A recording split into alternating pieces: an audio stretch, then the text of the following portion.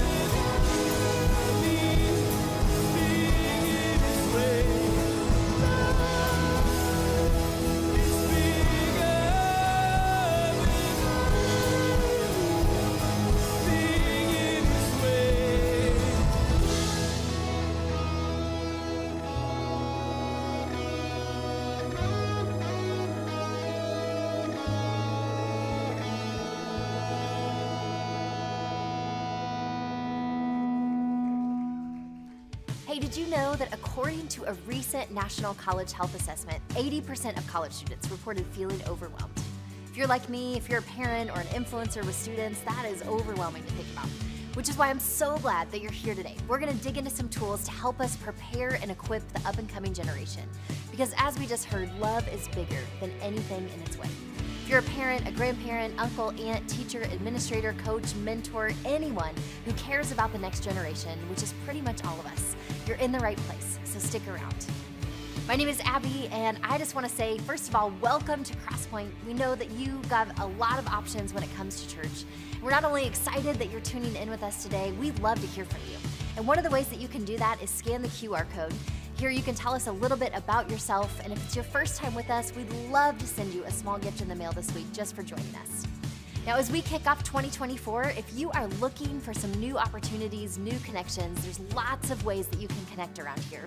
One of those is Explore Crosspoint. In fact, if you've ever wondered what this place is about, I want to invite you to join us on Sunday, January 21st for a 1-hour seminar and overall fun experience with some of our staff team. We'll share a little bit about what this place, Crosspoint, is all about, how we got here, where we're going, as well as answer any questions that you might have to help you get connected around here. So whether you're here for the first time and just curious, or you've been attending for a while, we would love to spend an hour with you. All you have to do is let us know on the connection card or click the QR code to sign up today. Hey students, looking at you, do you know what it's like to feel like everything is everywhere, overwhelming, stressful, just a lot? Today's teenagers may know that feeling more than any generation that's gone before them, which is why we're excited to invite you to join us this Sunday evening as we kick off 2024 at Crosspoint Student Ministries with a brand new series about stress and what to do when life feels like just a lot. If you're a 7th through 12th grade student, we can't wait to see you at CSM this Sunday evening right here on the Crosspoint campus. Hey, one of the things that we really care about around here is that everyone could find a place to belong. If you have been feeling a bit disconnected, perhaps looking for some people that can bring out more goodness in your life, we want to help you find those kind of people, because life is just better when we're connected with one another. One of the best ways that we can do this around here is by joining a Life Together group. We've got some brand new groups kicking off in just 1 week. You can check out all of the group opportunities through this QR code, and trust us on this, joining a group will be a game changer for you. There's groups for women, for men, groups for anyone, regardless of gender and relationship status. Some meet online, some in person. If we can help, let us know on your connection card, DM us on Facebook or any of our social media channels. We'd love to help you find a group for you. One last thing, it is coming, people, February 8th and 11th in all of our weekend services, America's favorite holiday, the Super Bowl, paired with church, which turns into an irreverent teaching competition, a halftime show, tailgating in the parking lot. Yes, you heard that right. It's the 2024 Game Day Teach-Off. Mark your calendars, invite your rowdy friends, bring those tailgate grills, games, beverages. Get ready for one of the wildest and best weekends all year here at Crosspoint. Game Day 2024, we can't wait to see you there. Today, though, we've got a great service for you. Who's ready to fight for it? Y'all ready to get after it? Today, we're gonna look at some real practical ways that we can fight for the next generation to help them reach their full potential. Because when they win, everyone wins. So to get us started, here's a great scene from Nick and Billy from the movie The Internship.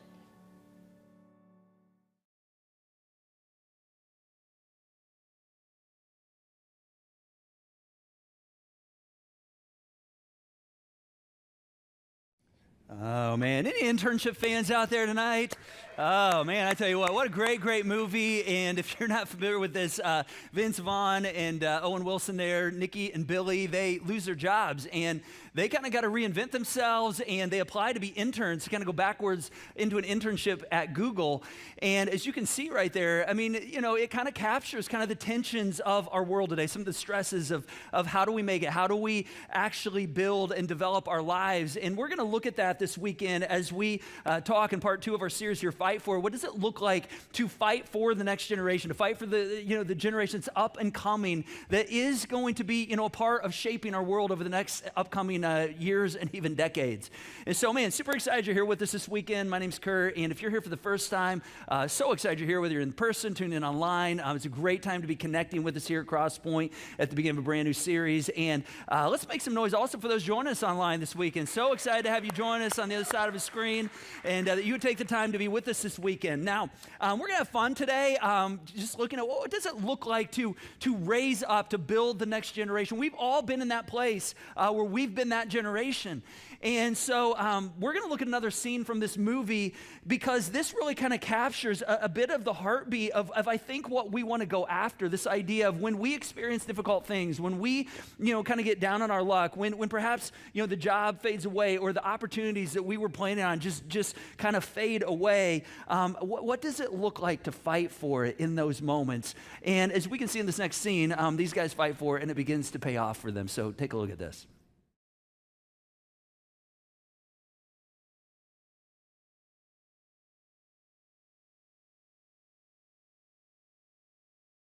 That's what I want us to talk about this weekend. What does it look like to raise a generation that turns a disadvantage into an advantage?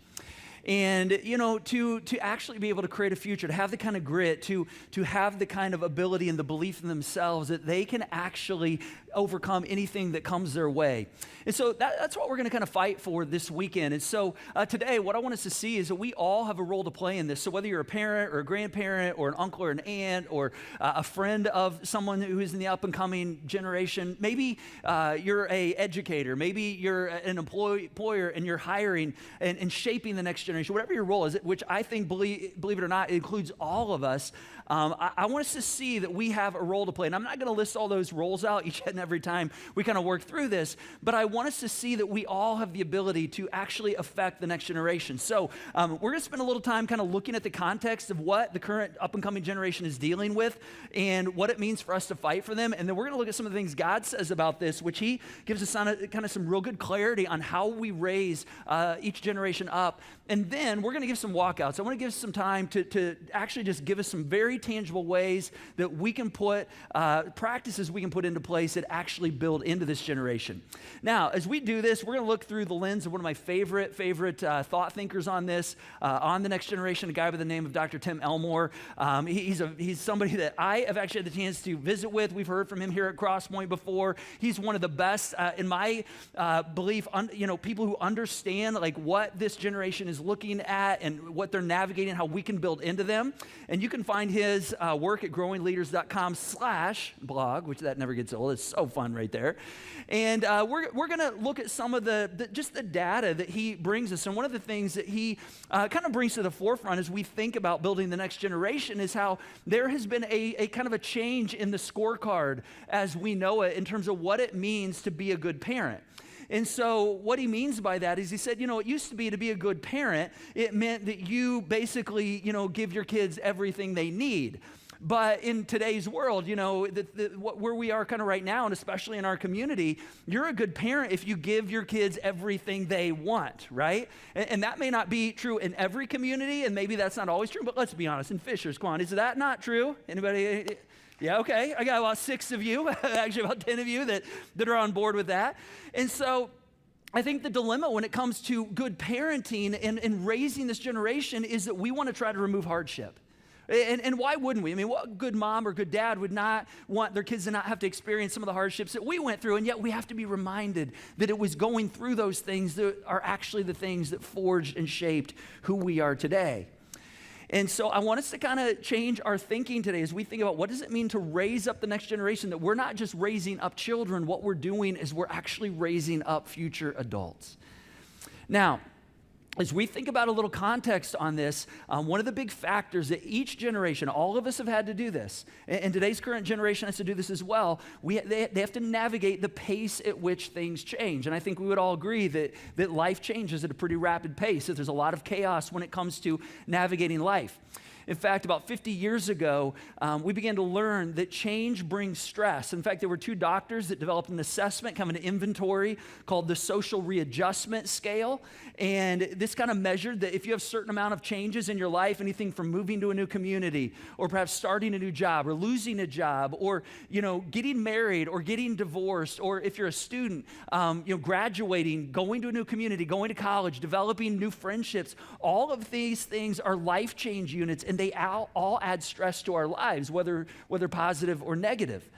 And so the big idea I want us to think about today is that as we think about fighting for the next generation, really what this has to do is helping them navigate the changes that are happening to them in a way that prepares them as opposed to protecting them from the things that are happening around them. All right, and again, this might be a different message if we lived in another community, but in our community right here, we spend a lot of time protecting, and I want us to see that really one of the things we have to put our energies into is what does it mean to prepare them? Now, I think we would all agree that teenagers today deal with a decent amount of stress, and so it's natural for us to, want to jump in and kind of deflect that. In fact, Dr. Robert Leahy, who's a cognitive behavior therapist, he actually said something really fascinating on this. He said the average high school student today has the same level of anxiety as the average psychiatric patient of the early 1950s. I mean, think about that for a moment. And we see this lived out. We see this all around our culture. You look around, you see it represented. In fact, you can see it represented in art. You can see it represented in music. In fact, I want to do a deep dive for a moment in some of the music of the last decade or so, because it kind of tells a story. Music has an amazing way of not only reflecting culture, but also directing culture. And it kind of signals to us what's going on in the world. It's one of the reasons we do a song every single weekend from the radio, something from just pop culture, because it says a lot about where our world is, but it also says a lot about where we're heading. And we just think God has a lot to say about those kinds of things. And so, a lot of our music not only, tells us the narrative of our culture, but it also kind of tells us what kind of messaging is going into our heads, and especially the heads of the younger generation. And we can see how it's changed over the last decade or two or three. For instance, if I go back about 12, 13 years or so, one of the songs that our family really kind of gathered around when our kids really started getting into music was a band called the Black Eyed Peas. Anybody like the Black Eyed Peas? Oh, yeah, okay, so we got some fans. So there's a song called I've Got a Feeling, and you may remember this. It said, I got a feeling that tonight's going to be a good night. My kids, we had a stage in the loft of our house, and they would do a concert every night with this song. Tonight's going to be the night. Let's live it up. I got my money. Let's spend it up. I mean, what's the message of this song right here? I mean, the message is hey, life's a party, right? Life's a party. There's hopefulness. There's a lot of opportunity. We need to take advantage of all the things we have in front of us. Well, we fast forward a couple years, and we find another song that we actually covered here at Crosspoint a few years ago by a band called 21 Pilots, which is a band that has a really good pulse on culture today. And this song is called Stressed Out. And I want you to look at the lyrics that they kind of wrote into reflecting what's going on in our time. They said, wish we could turn back time to the good old days when our mamas sang us to sleep, but now we're stressed out. And if you have ever seen the music video to this song, it's fascinating because you've got a 25-year-old young man on a big wheel, almost acting like he wished he was young again, and he's riding to his mom's house. And you can see this right here. He's riding, and he actually walks in his mom's house, and it's almost like he wants to turn back the clock, almost a wishfulness to being able to go back to simpler days. In fact, here's another part of the song right here. They say, I was told when I get older, all my fears would shrink, but now I'm insecure and I care what people think. Which that's probably social media right there. I mean, that's the reality that, man, everybody's speaking into my life. I've got all these messages coming at me each and every day.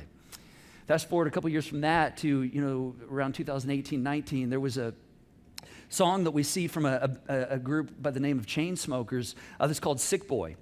And here's some of the messaging that they began to reflect about our time. They said, make no mistake, I live in a prison that I built myself. It's my religion. And they say that I am the sick boy.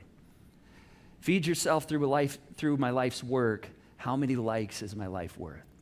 I mean, again, right there, I mean, this is just a reflection of, oh my gosh, like everybody's speaking into me. My life is dictated by the things that are going on around me, by what people think of me. I mean, just think of the roller coaster that you're on when you're like actually living in this way. And one of the reasons this is so important is, my experience with my kids and just, observations and working with families is that middle schoolers, high schoolers, even college students today, in many cases, I mean, social media really is where much of this generation gets its identity. And, for me, it was different. I mean, it may have been for you different. Maybe it was your faith. Maybe it was your family that you came from, or, your things you did athletically on the field or on the court. But this generation, I mean, it's a roller coaster that's much dictated by the messages that we receive.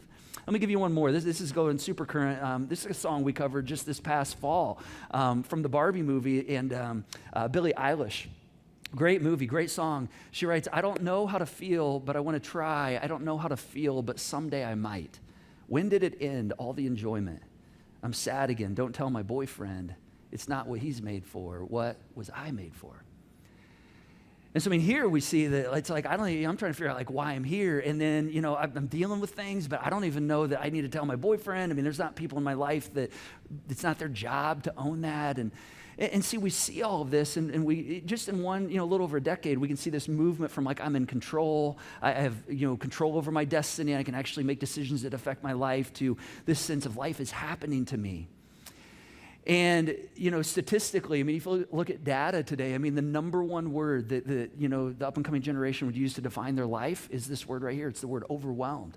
In fact, in a recent college survey, over 80% of the students surveyed said that they would describe their life by this word right here, overwhelmed. In fact, 1/3 of students said that they're so overwhelmed that it actually interrupts their ability to function normally in life. And get this, one out of every 4 students. So that means one out of every 4 18 to 24-year-olds in your life, my life, part of our community that we interact with every single day, one out of every 4 of them over the last month at some point have seriously considered taking their own life through suicide.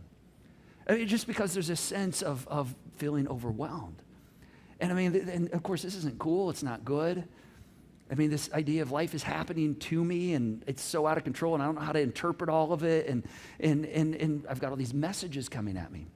And so as a result, what happens is we tend to fall into this, what is called an external locus of control, which is this idea of everything around me is dictating my life, is shaping my narrative, versus an internal locus of control, which is this idea that I actually have the ability to shape my narrative. And every time we talk about the next generation, I like to talk about locus of control. And if this is a new term to you, let me give you a little backstory on this. This is something that came from a guy by the name of Dr. Julian Rotter. And he did some research back in the 50s and basically came up with an assessment to determine where the locus of control is within each individual. Meaning, if you're someone who has an external locus of control, this is someone who believes that fate or external forces, I mean, whatever's going on around me, that dictates my life. I mean, I'm just going to I don't really have control of the narrative of my life. I just kind of blow with whatever the winds of culture, bring my way. Versus someone who has an internal locus of control is somebody who believes that they actually own their own success and accomplishments, that I actually can choose the narrative to my life. And so back in 1963, when he began researching this, one of the things Dr. Rotter saw was that the students that had an internal locus of control, like I actually have control over my future, I can do things that actually dictate, how my life goes. These students were actually measurably more successful than students who had an external locus of control. Meaning they took better care of their bodies, they took better care of their health, they took better care of their relationships, they had better marriages, they're more successful in their jobs. And the concerning part, in some of his data, all the way back to when he first started collecting data on this, is that they began to see this slow and steady decline of this internal locus of control, or agency as you might call it. This sense that I actually do have the ability to dictate the direction of my life.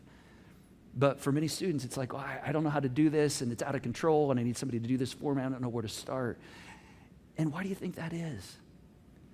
Well, one of the reasons that researchers, bring this up and why this is so important is because as parents, any of us that are parents, we actually create this. We've actually, in many cases done too much for our kids, too much protecting and not enough preparing. In fact, there was a school in Arkansas that had a sign on their door that I just think every school should have on their door, as you get ready to go in the office. And it was specifically for parents. And before I show this to you, I'm going to tell you, I've been guilty of this. Like, I've had to make some shifts off this, and it's one of the areas of growth for me. But here's what the sign said.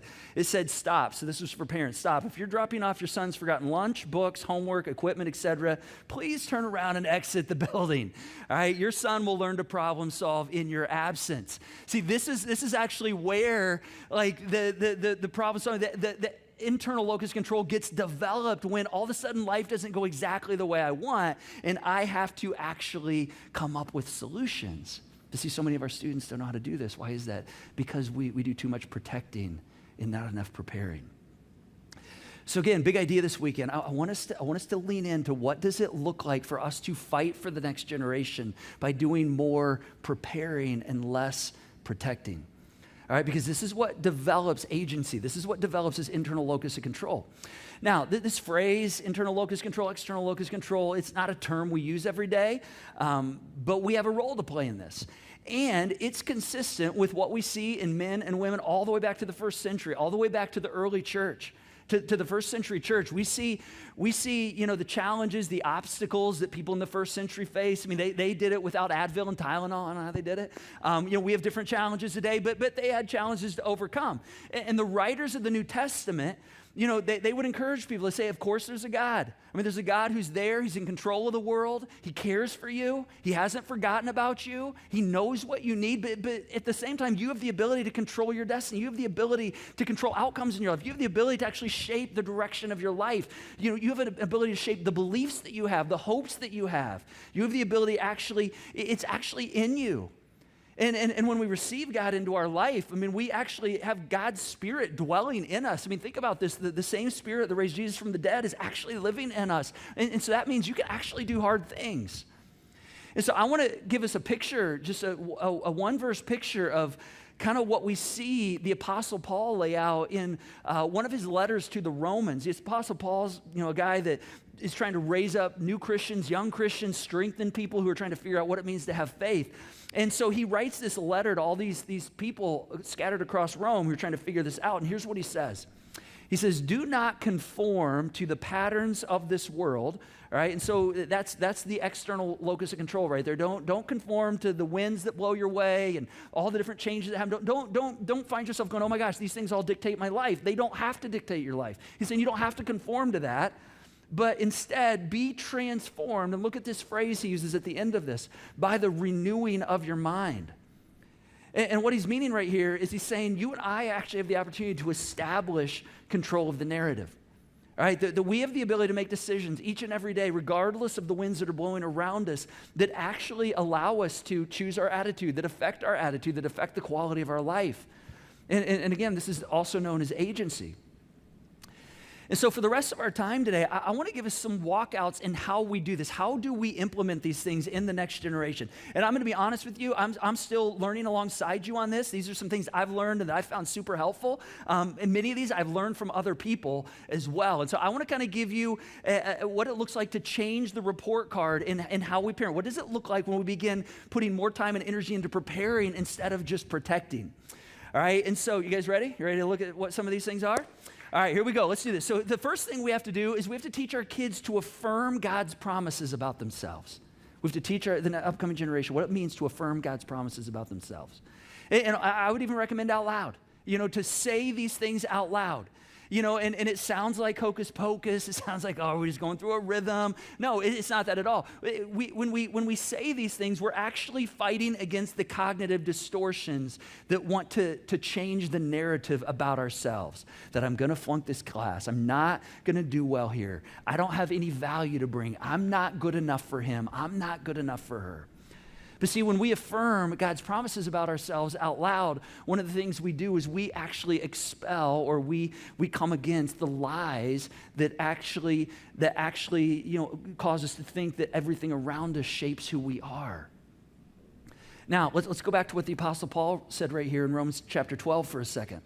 Now, if you by the way, subscribe or check in on the YouVersion Bible app each week, then you perhaps saw this verse this week. I want to break this out. If you don't, man, I would really encourage you to consider the YouVersion Bible app. It's a great way. The verse of the day is a great way to just, like every day have something coming into your device that kind of helps you understand God's character. And this past week, Levi Lusko, one of my favorite authors, he actually broke Romans 12 down for us right here. And he talked about the things that actually shape our narratives, that we allow to shape our narratives.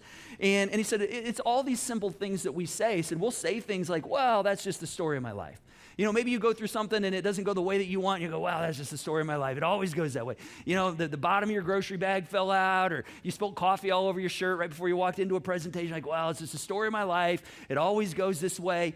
And basically, whenever we say that, what we're actually saying is that this is our narrative. And what Paul's saying, and even what Levi Lusko was trying to help us understand this week, is that we actually can choose the narrative right there. He's saying you can actually articulate a better story. But to do that, we have to learn to think differently. We have to renew our mind. We have to renew our mind based on what God says about us. And so when we see or experience something bad that happens, and we say, well, that's just the story of my life, that actually is negative thinking. And we can't live right if we don't think right. And so ultimately, when we allow a thought like that to actually make its way into our vernacular, then we're actually a lot closer to that bad thought coming true than we were previously, because our thinking affects our behavior. And so one of the things we have to do is we have to tell ourselves, we have to teach our kids, and we have to teach those who we're raising up what it means to lean into the promises that God says about them, that I am loved, that I am cherished. Even when things don't go my way, guess what? I'm valued. I'm a beloved child of God. Now, I want to show you one of my absolute favorite all-time videos of what this looks like. And this is a dad who's actually walking this out with his young daughter. Take a look at this right here. Look at yourself. Look in your eyes. You got to see it, okay? You got to feel it. You ready? You ready for school? Yeah. Is it going to be a good day? Mm-hmm. A really good day? You're going to be positive? Say, I am strong. I am strong. Say, I am smart. I am smart. Say, I work hard. I work hard. I am beautiful. I am beautiful. I am respectful. I am faithful. Yeah. Say, I'm not better than anyone. I'm not better than anyone. Nobody's better than me. No one's better than me. I am amazing. I am amazing. I am great. I am great. What's your name? Aaliyah Austin. If you fall, I get back up. what are you? I'm blessed. Yes. Come on, how amazing is that? Oh my word, that is so good right there. These are actually called preferred affirmations. That's what this is called. And this is what successful people do. They actually tell themselves daily what they are and even what they're not. In fact, I say things out loud sometimes. When I get up, I'll say things like, hey, you are Curt, you are awesome, you look good today, and by God, people are going to like you today. That's what I tell myself. Actually, I do tell myself that sometimes. Actually, I have a preferred list that I do actually write and spend a lot of time on. In fact, I'm going to show them to you. They're a little corny. They're very personal to me, but this is actually some of the things I tell myself every day. I'm here on purpose. I can do hard things. God has good plans for me. There's an intelligent darkness out there that wants to actually discourage me, but I am a child of God. Those are 5 things that on pretty regular repeat, when I'm in my quiet time, I remind myself on to reset my narrative. Now, here's why this is important. Why saying these out loud? Why modeling this? Why helping our kids, the next generation, those we're leading, those we're raising up? Why it's so important? It's not magic. It's not like rubbing a genie and these things just happen. These set a tone for our life, and these are all basically connected to some basic truth or promise about how God sees us. So let me go through them again. I'm here on purpose. This is based on Psalm 139, where God says, hey, I knit you together. Before you even breathed the breath, I had a purpose for you. I can do hard things. Paul tells us that I can do all things through Christ who gives me strength. God has good plans for me. This is based on Jeremiah, an Old Testament prophet who says, hey, God has good plans and plans for a hope and a good future. There's an intelligent darkness that's going to try to discourage me. I mean, that's just being honest. I mean, Jesus was very clear. Hey, there's a battle going on in the heavenlies. And there's a thief that wants to steal, kill, and destroy from you. But you know, I'm a child of God, and that power actually overcomes all of their powers. In fact, the gospel writer John said, to all who believe and receive the name of Jesus, that you actually can claim the name beloved child of God. See, when we live out of these, I'm telling you, there's something powerful that is set in our narrative. And in a world where, you know, our up-and-coming generation is faced with all kinds of messages, we have to help them live out of these true beliefs about themselves.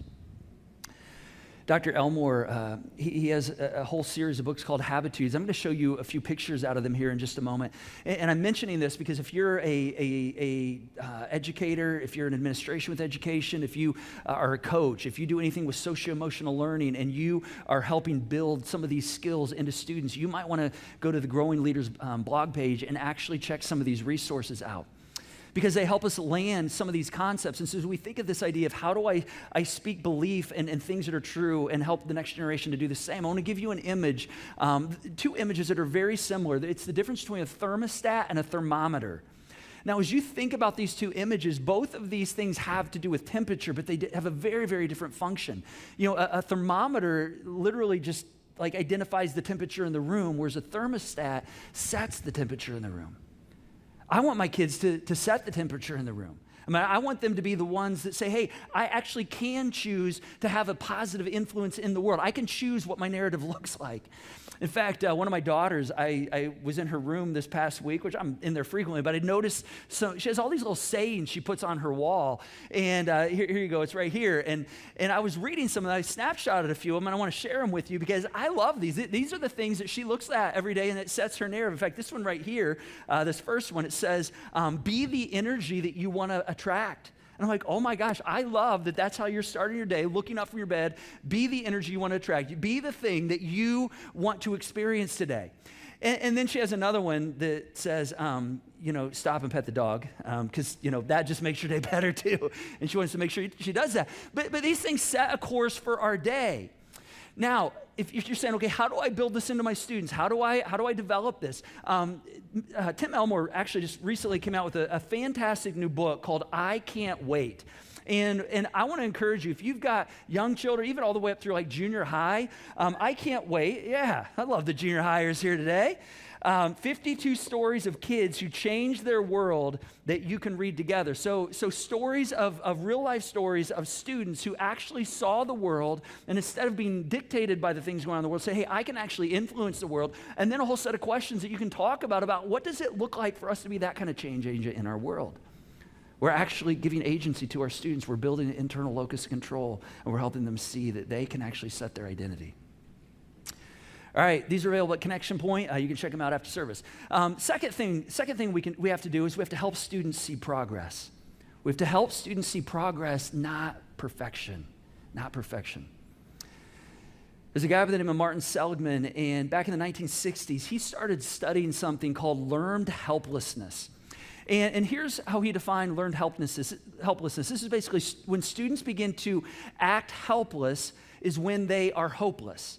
And he was, you know, just observing students, and just like you're in my life, I mean, when you put energy into something and you begin to, you know, see that the things that you're doing aren't having any affect, and you just keep doing it, and you're not seeing any results, at some point you give up. I mean, it's like the rat in the experiment that triggers the lever and expects a treat, and no treat comes out. And they hit the lever again, and nothing comes out. And they hit the lever again, nothing comes out. At some point, they're like, okay, I'm going to stop hitting the lever. I mean, it's helpless, all right? And they feel hopeless as a result of this. And so, you know, basically, we learn hopelessness. A lot of times our students learn hopelessness, again, because as parents, as people who are raising this generation, we spend too much time protecting them instead of preparing them, giving them opportunities to actually grow and to see what kind of progress they can make. One of the things my wife and I have done with all of our kids, and as I tell you some of these stories, I'm going to tell you we've made more mistakes than you'll ever know. You're going to hear some of our good ones and a few of our bad ones.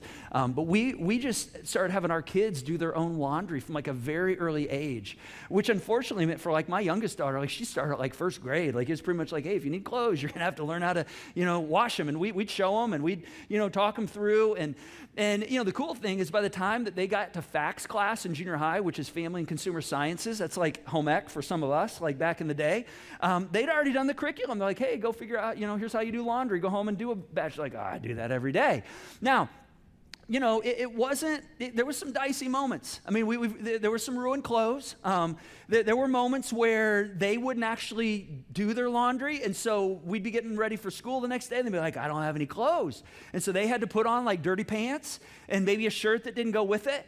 And a few times I remember Julie and I watched them come home, and I'm like, I pretty much think the teachers think they're homeless. I mean, they're probably like, where are the parents? Well, you know where the parents were. We were actually less concerned with our kids' fashion ability at school. We were more interested in raising future adults. And, that was kind of our goal. And, to date, I mean, the result, we're 2 for 2 so far of kids going to college. And when they got to their first week, they weren't standing there crying in front of the washing machine because they didn't know what to do. In fact, I don't know if you are familiar with the name Liz Murray. She's the homeless to Harvard girl. There's a book called Breaking Night where that kind of chronicles her life, where she grew up in New York City and her parents were addicts and she grew up on the streets, and yet she was incredibly intelligent. She won a scholarship to Harvard. And in her book, she tells a story about how during her freshman year of college, she was standing in front of the washer and dryer in the dorm alongside one of her classmates, and both of them are standing there crying. And yet for 2 different reasons. For her, she was crying because she'd never in her life had access to a washer and dryer. And for her classmate, who came from a much more privileged experience, she'd never, ever used a washer and dryer. And so when you begin to act helpless, you find yourself hopeless. Now, in response to this is another psychologist that developed something called learned industrialness. And this is a game changer because learned industrialness is when students see even the smallest amount of progress. This is why helping students see progress is so important. When they see the smallest amount of progress, they begin to exert more effort. Now, I saw this with my daughter this past fall. We were out playing top golf one day as a family right before school started, and my youngest daughter is a softball player, and she's up there just smacking the ball, and I'm like, dang, she could play golf if she wanted to, and we'd never really pursued it. So I just said to her after when we were leaving, I said, hey, do you have any interest trying out for the golf team?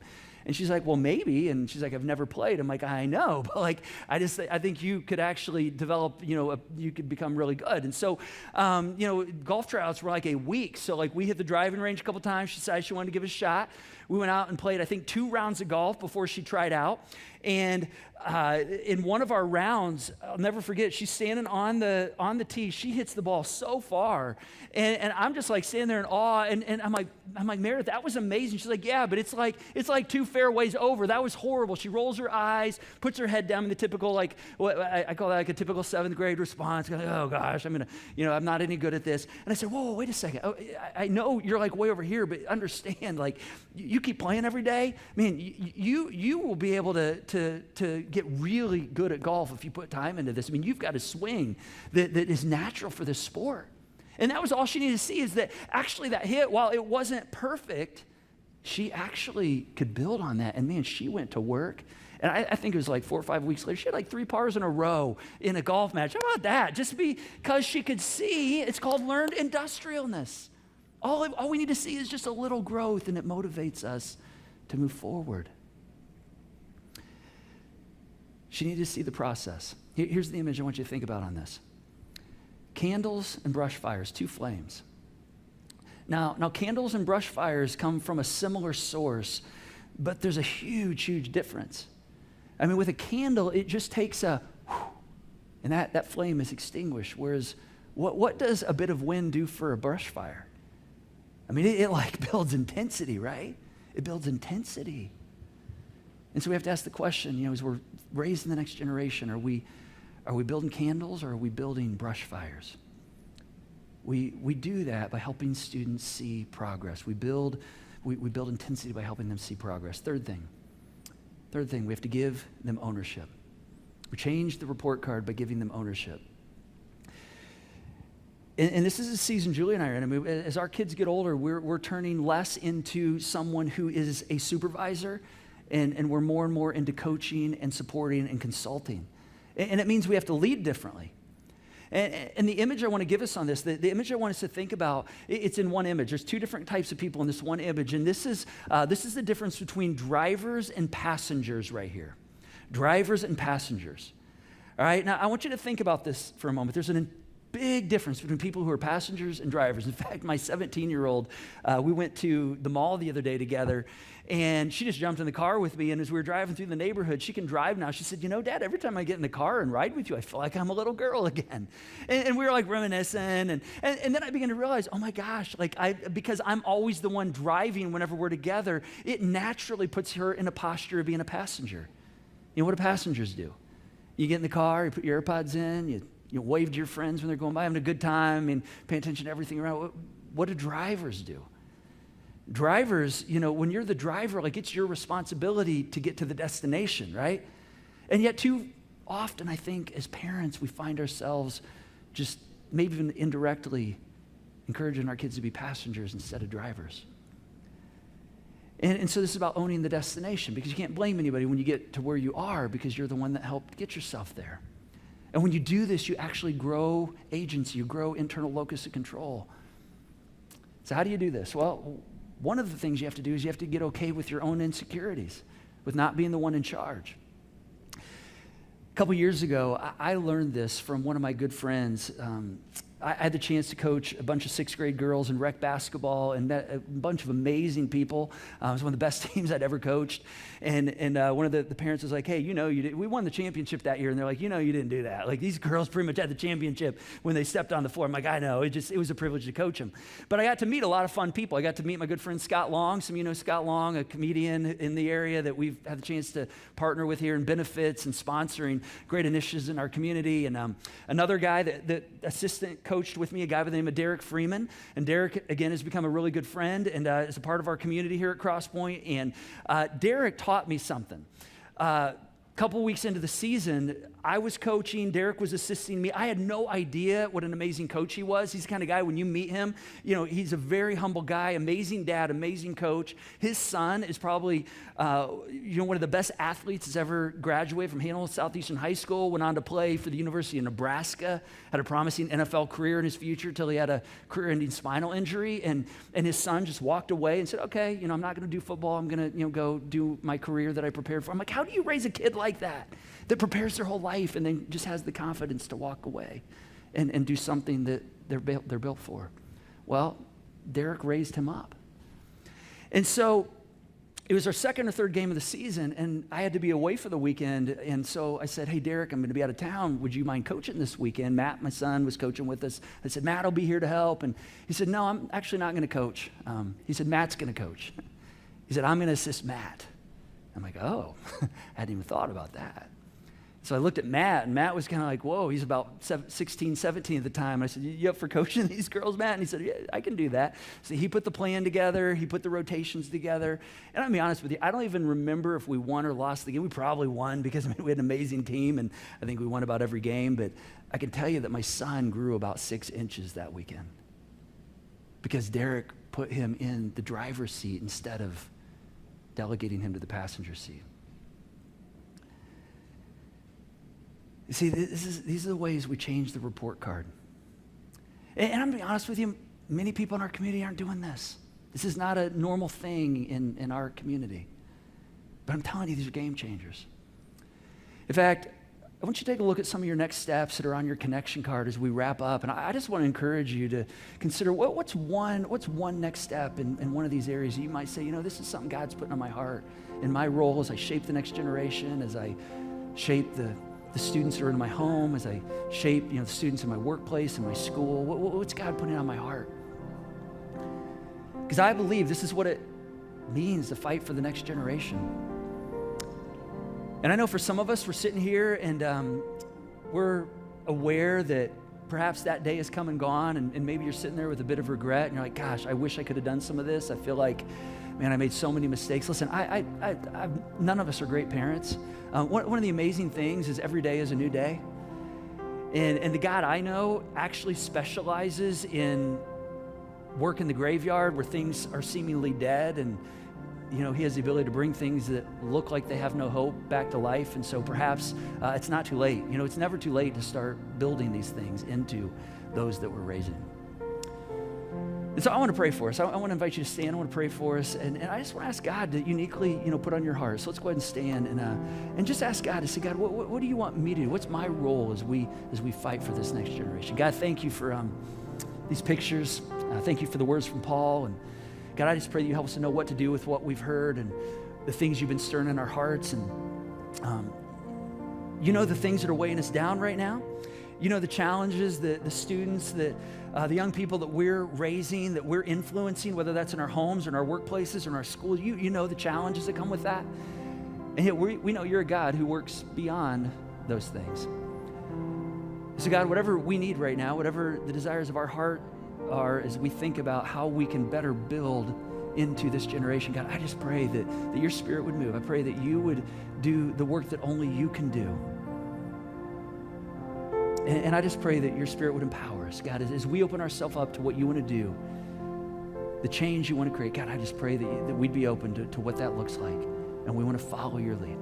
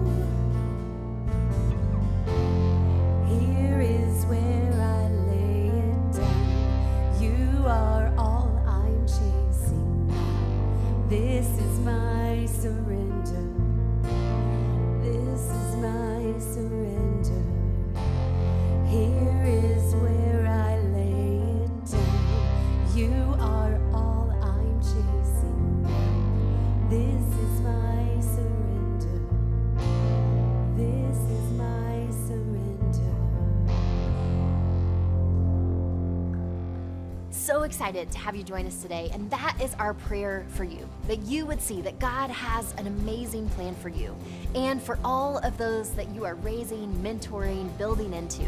Perhaps today is the first day of a next new season of your life or their life or both.